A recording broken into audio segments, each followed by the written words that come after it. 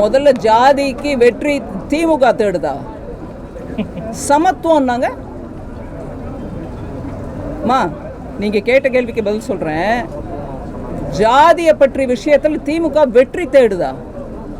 மத்திய அரசு சென்சஸ்ல நாங்க கொண்டு வரோம்னு சொன்னோம், தப்பு ஒண்ணு இல்லை. பல பேர் கேட்டிருக்காங்க.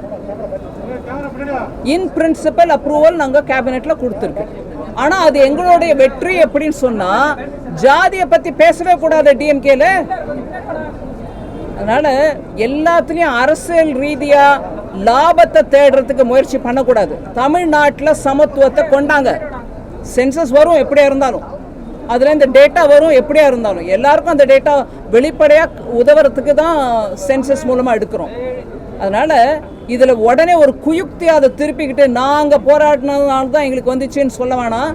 இன்னைக்கும் நான் தெருவில் போகும்போது போர்டு பார்க்குறேங்க, ஜாதி பேருடன் பேர் இந்த தமிழ்நாட்டில் இன்னைக்கும் இருக்குது.